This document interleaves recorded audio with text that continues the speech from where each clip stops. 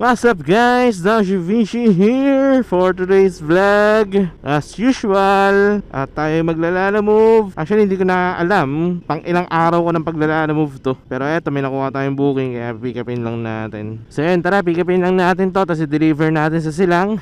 And then hoping makarami tayo ng bookings today. Kasi ilang araw na rin ako hindi nakakabiyahe. Lala move po, dito na po ako. Morning po. Ayan lang po ma'am. Ang payment po doon na lang dito. Ay, dito lang. Thank you po. Then guys, nakuha na natin yung item.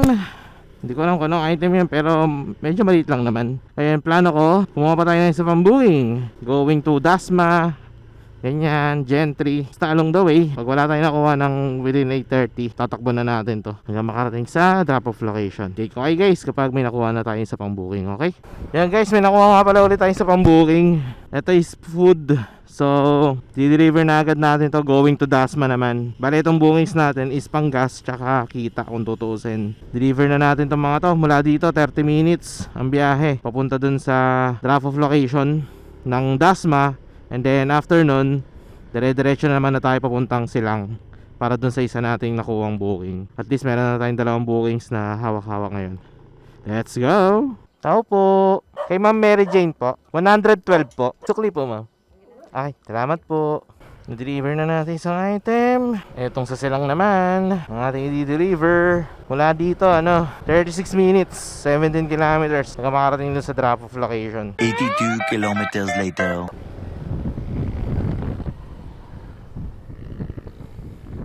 Dito? Wait, seryoso ba? Buklod Tartaria? Sa kabila pa pala. Guys, quick update. Tingnan nyo yung pin location is nandito. Padiretso dyan. Pero yung address, Block 35, Lot 5, Buklod Tartaria. Nung sinearch ko yung Buklod Tartaria, Buklod, Bahayan, Tartaria, Silang Cavite. Dito pa, takabila. Lugi tayo sa delivery fee, OMG. Dito lang sa Silang nakapin. So bayad na yung delivery fee. So kung tutusin, mas malayo pa mas malayo pa yung drop off location. Ang fare rate ni Lala Move nakadepende sa distance from pick up to drop off. Ang pinaka address, Buklod Tartaria, doon pa sa kabilang Silang.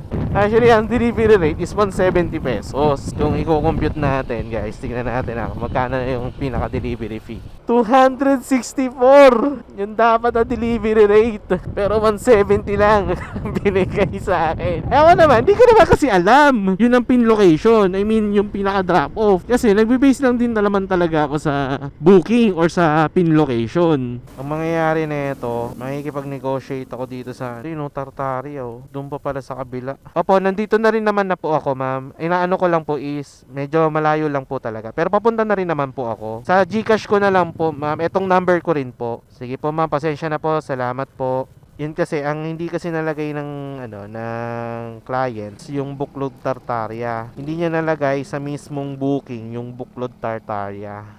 Ayun, nagpa-add na lang tayo. Yan din na mahirap kapag kapag first of all yan, tingnan nyo, di ba? Nakadrop dun sa may Silang lang. Iba Silang, kumbaga. Pero yung pinaka-exact location, kabila pa kabilang Silang pa pala, di ba?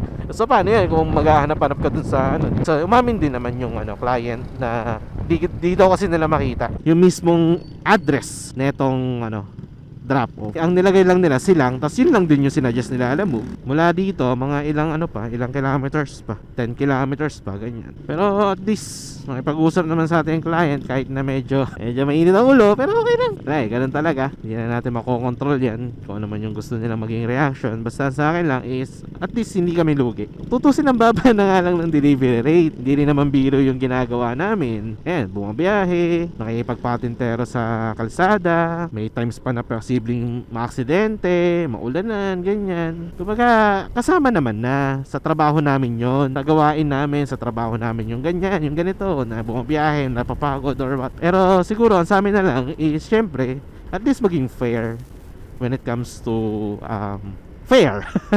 Kaso delivery fee yan, ganun. Baka yan, baka isipin nyo naman, nagre-reklamo ko. Hindi naman guys, nilalaban ko lang din yung parang fairness namin, kumbaga. Hindi kami nagre-reklamo when it comes to, sige, makipagpatintero sa lubak, patintero sa mga kasabayan sa sasakyan, mabasa ng ulan, mapagod, di naman eh. Pinasok ko tong trabaho na to nang aware na sa ganun mangyayari. Aware na ako na mapapagod ako, aware ako na makipagpatintero ako sa lubak, aware ako sa mga posibleng mangyari. Pero syempre kapag ganito na parang pwede naman mapag-usapan, like malayo yung pin location, wrong pin location, kabilang bayan pa pala, kabilang barangay pa pala, mga ganun, kahit pa paano, hindi man lang kami lugi. Kasi nga, hindi rin naman biro tong ginagawa namin. Hindi rin naman biro tong ginagawa ko na, oo, sasabi ko na nag-enjoy ako sa ginagawa ko, pero it doesn't necessarily mean magpapalugi ako, kumbaga, di ba? Yun lang naman yung piece ko regarding dyan. Like I've said, hindi ako nagre-reklamo. Ang akin lang is fairness. Kasama na sa pagtatrabaho ko, etong makipagpatintero, mapapagod, or etc. Kasama na yan, pero sana maging fair na lang din when it comes to delivery rate.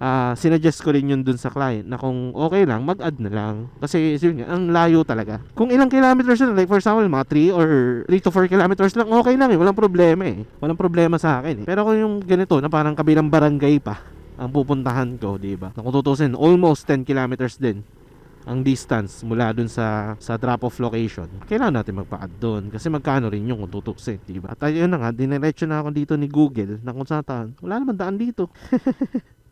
Wow, may daan dyan. Daan tayo dito. Boss, may daan dyan, boss. May daan po dyan, papalabas. Okay, thank you. Tinignan ako din ni Google. O, tingnan nyo, may ganito pa. Woo! Ay, nako. Hindi rin kasama to sa ano namin, sa delivery rate to. Ay, picture lang ako sandali, guys. Hindi naman kasama to sa trabaho namin, di ba? No, ba't dito ako sinadjust ni Google? Papalayo na ako. Ito na yung kalsada. But yun nga, guys, drop ko na lang to.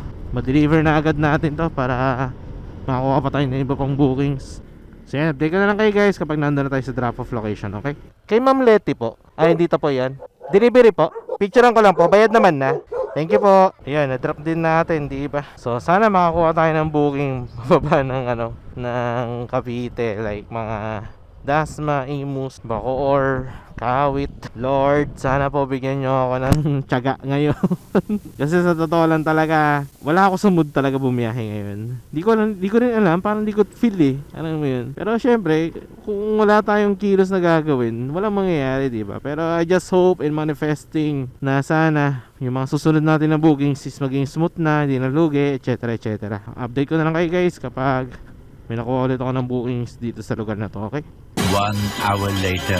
Yeah, may nakuha nga pala akong booking dito sa may Santa Rosa, Tagaytay Road, guys. Kahit na malayo yung pick-up location, kinuha ko na 6 kilometers mula dun sa position ko kanina. Kinuha ko na kasi kesa naman tayo ma-zero tayo, lalo na yung mga lumalabas sa booking, ang lalayo, like mga 9 kilometers, 10 kilometers sa distance ko, ganyan. Pero may nakita ako na 6 kilometers tapos padasma, kinuha ko na. Kaya ito, pick-upin lang natin to and then deliver na rin natin agad. So hey guys, di ko alam kung saan naputol yung vlog natin, pero nakapag-drop na ako dito sa Dasma na na-pick up natin mula sa Santa Rosa. Yeah, maghanap pa tayo ng booking na pwede natin makuha. Konti pa lang kinikita natin kahit na half day pala. Gawa ng pinanggas din kasi natin yung yung kinita natin kanina. So ayun, hanap lang ako ng iba pang bookings tapos yan na lang natin mga susunod na mangyayari. 5 minutes later. Ayan, may nakuha ulit tayong booking guys dito sa Dasma, going to SM Tansa. Thank you po, thank you. Salamat po sa mga lokal na taga dito. Grabe, ang daming dami kong dinideliver ngayon puro mga heavyweight So 21 kilometers, 40 minutes mula dito sa Dasma papuntang SM City Tansa. Update ko na lang kayo kapag nandun ako sa drop-off location. Yeah, quick update lang. Kwento ko lang din yung nangyari noong last booking ko na kinuha natin sa may Santa Rosa. Actually, plano ko sana i-double book yun. Kaso, yung pinadala sa akin, ang dami, tas ang bigat. To the point na talagang nag-struggle ako na ibiyahe yung items na yun papuntang Dasma. Tas ngayon, eto, may nakuha ulit tayo. Ito yung deliver natin sa Tanza. Mabigat din.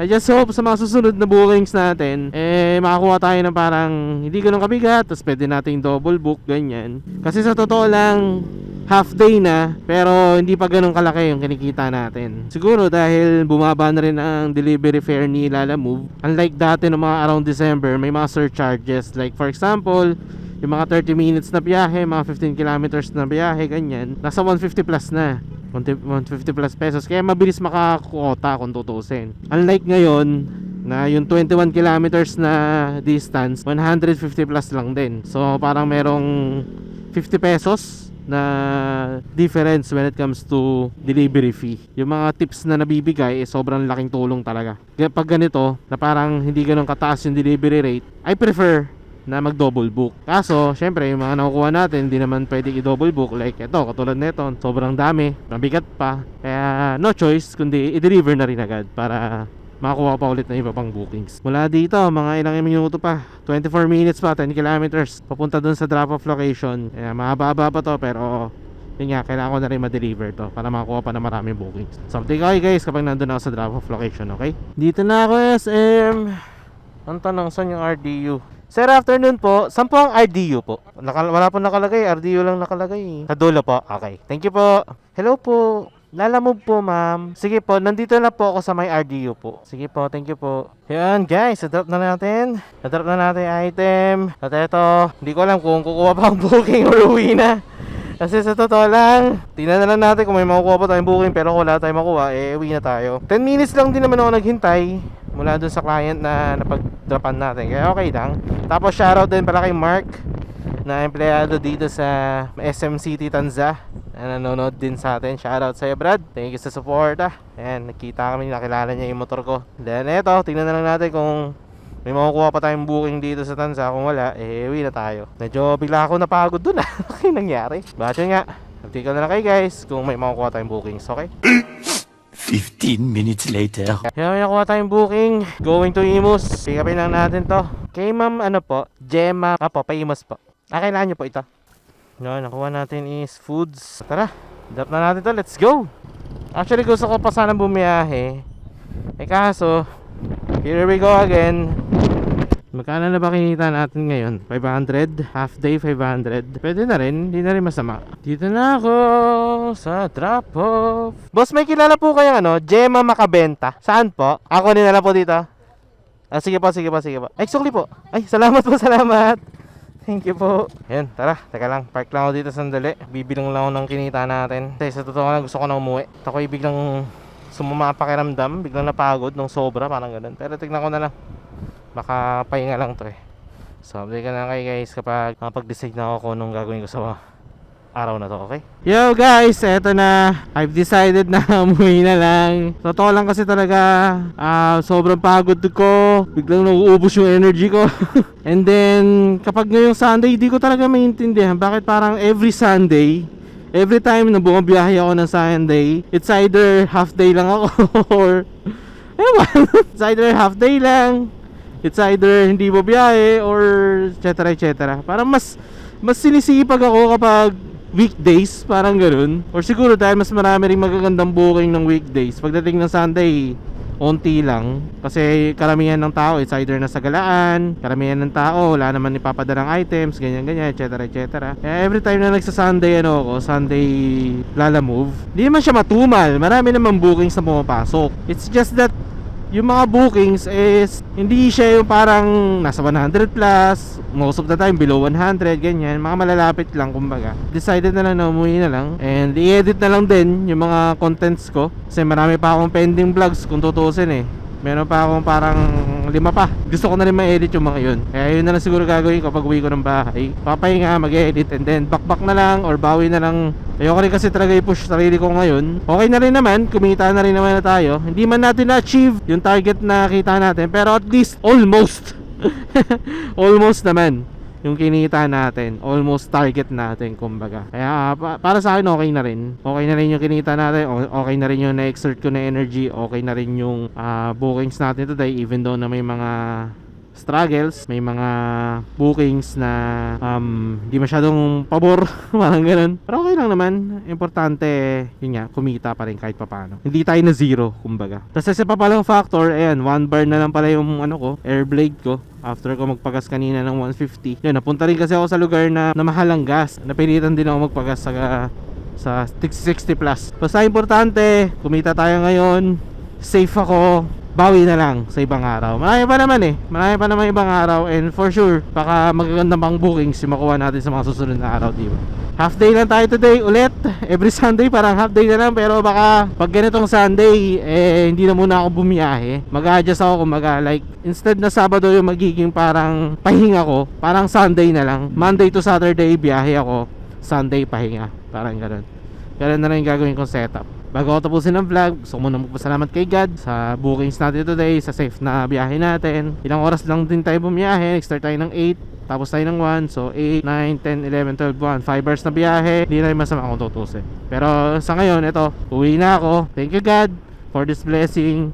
Salamat din sa safe na biyahe. Maraming salamat din sa mga sumusuporta. At yun, dito ko na lang tapusin ang vlog. Maraming salamat sa pag-nood, sa pag-like, sa pag-share. Maraming salamat sa pag-comment. You all know the drill. Ride safe. Peace out. Half day, pero at least kumita rin naman kahit papaano.